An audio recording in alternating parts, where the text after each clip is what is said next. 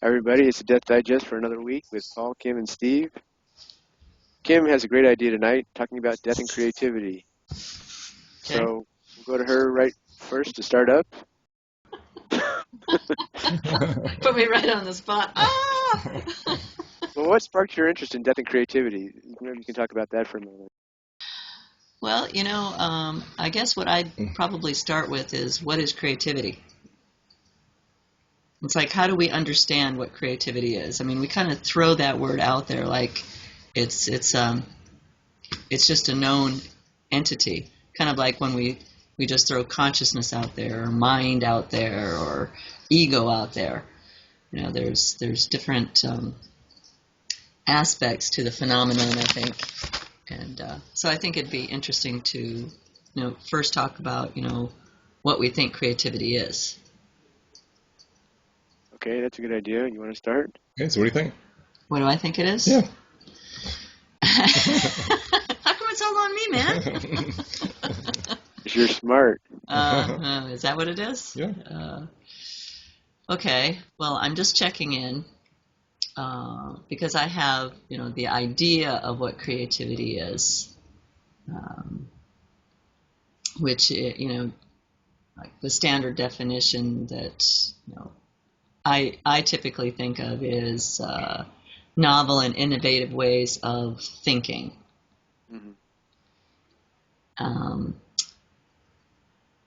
But how I would characterize creativity from more of I'd say maybe a deeper place, would be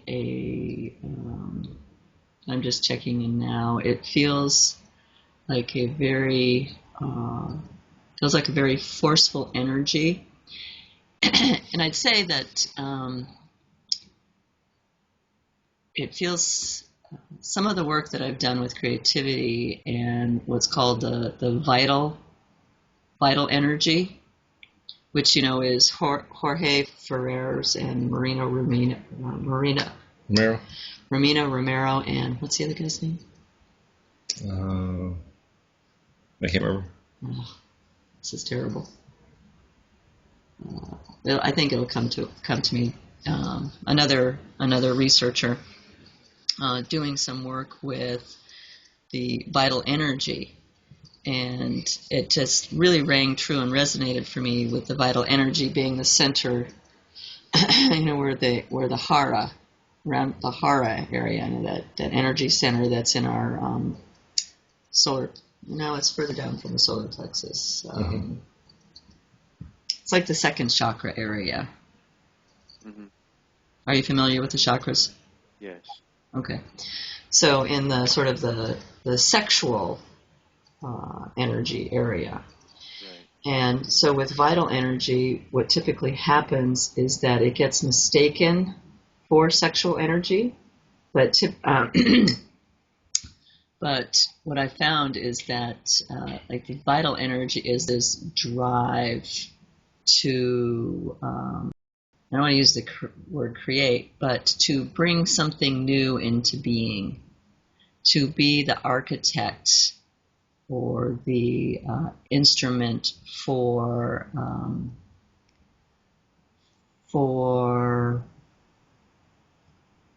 it's really interesting, all these words, because I'm saying an instrument for creation, and to create and creativity, the idea of what that actually is. So it's a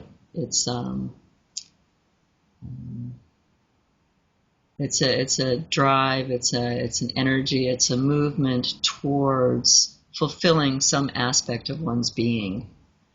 Let me ask you this. Yeah. Based on your definition, is death a creative act? Is dying one way that the universe has of being creative?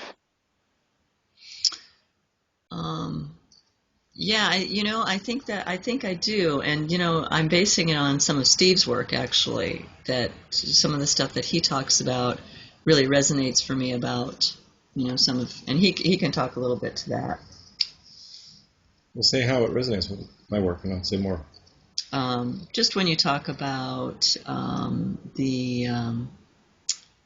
the emergent qualities of the universe.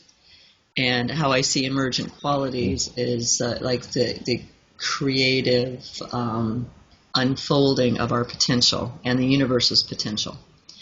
And so with the universe having these emergent qualities and coming into something new and unfolding something new, that one of those things was death. That death was created by the universe as a emergent quality that furthered its own evolution, is my understanding of it. That's what I was talking about. Mm-hmm. The oxygen revolution. Yeah, well, I think death is sort of intertwined with creativity and innovation over the history of life of the universe. But I think Kim was also pointing to something interesting when she talked about creativity being the vital energy, right? Vita meaning life. So I think that creativity is the actual energy of life. It's the life force. Life and creativity are synonymous, and that life is always creative. It's always expressing its inherent potential. Mm-hmm. And I think from one of the threads that's been emerging from our series of discussions is that life and death are intertwined, right? They're complementary aspects of each other. So there must be creativity inherent in death. Mm-hmm. I think one of the functions of death is to dissolve existing structures so that new structures can come into being. But there may also be a deeper creativity at work, in that death is a new perspective or a new potential that arises for the organism, right? Because no organism has ever encountered death, well, until its death. So it's a new, innovative experience for that particular entity. You want to say something about the oxygen revolution? No, I don't know if we need to go into details for that. Okay. Well, you're drawing attention to the complementary nature of life and death, and to the life being synonymous, the vital energy being synonymous with creativity. But at the same time, it sounds like you're saying that death presents a creative opportunity of its own. So death, you could say, is a kind of life of its own, and certainly can't be the opposite of life. It may be complementary to life.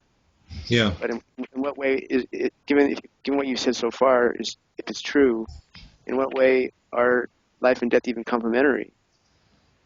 I mean, maybe they're just, at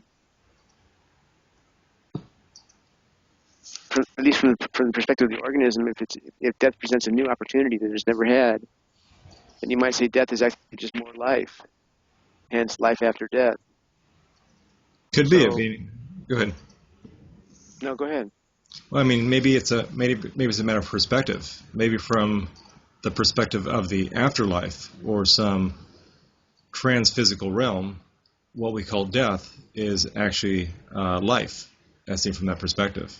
And maybe what we call life is death, as seen. So maybe they are opposites depending on the perspective. In other words, maybe our concepts here of life and death are really doing us a major disservice by concealing or distorting the ultimate reality, which may be as you described. In other words, we may actually know, not only do we not know very much about life and death, but we may know less than that. Our concepts of what life and death are may not even be remotely accurate. That's true in the larger picture, because when we die to this life, who's to say that that's not the birth of the next stage of our existence? So life and death, in that, from that larger perspective, are maybe in some way synonymous, depending on which side you're standing on. So life and death may be energetic states defined by the nature of the carrier of the being. Life, that would be the body. In death, you might say that's some kind of energetic or information coordination, some kind of meta DNA, or as we were talking about last week, Steve, or some kind of energy pattern which retains information. some kind of cosmic memory, but they may be sequential, and there may be other states even more different than those states after life and death. There may be further changes in the nature of what it's like to be a being at that point. That's true. I mean, life and death may not exhaust all the potentials of being. There may be other states that are different, very different, or even beyond those. We don't know that life and death are ultimate. They only appear to be from a perspective. Right, from one end of the spectrum or the other, right? This is what I'm getting is this picture of the spectrum. So we've got, life at one end of the spectrum and death at the other end. So if you're at the perspective of this end of the death spectrum, this end, the life end, is going to look quite different, as well as from the life end to the death end of the spectrum. Could be.